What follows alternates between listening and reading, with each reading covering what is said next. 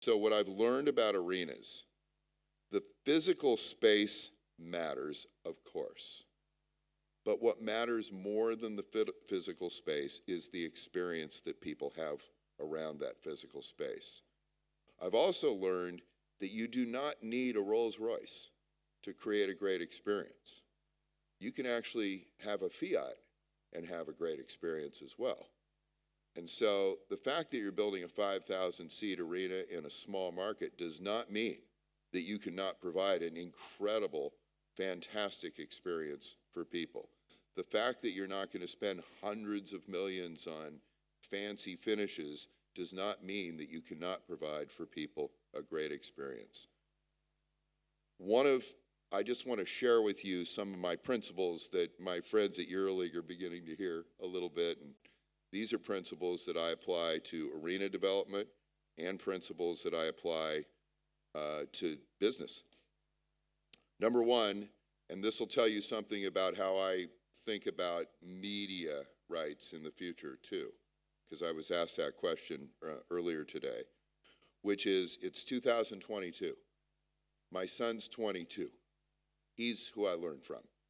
We have to give people what they want, where they want it, when they want it, and how they want it. This is the secret sauce of the NBA. So the days where we sell media rights, for example, where the media buyer gets everything and controls everything, in my opinion, going forward, those days are over. Because my son wants to look at highlights. He wants them within seconds of when it actually happened, immediate gratification. He wants to follow players, no matter where they are. When he's watching one game on this screen, he wants to watch a different game on this screen. When he's watching something on his phone, he might be looking at something on a different screen on an iPad at the same time. He wants to see the greatest plays. He doesn't want to sit through an entire game. The NBA now, you can buy NBA packages now where you only get the fourth quarter. I know that seems strange to people. I know there's a lot of people who love the game traditionally who are against that. But I'm just letting you know this is where we are as a business. And this is where I think we have to go as a business.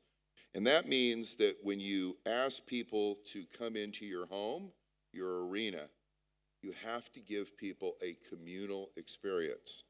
It's not any longer about a chair and sitting there like this watching a game. Because I can tell you from my own research, and my research is I have a 22-year-old boy. That's it. He's my research. And my boy will not sit in a chair like this for 2 hours watching a basketball game or a football game or a baseball game or anything, or a concert.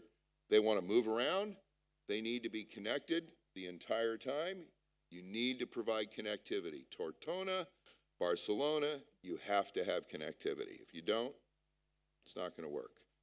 That connectivity, the second screen experience here, has to be additive to the experience.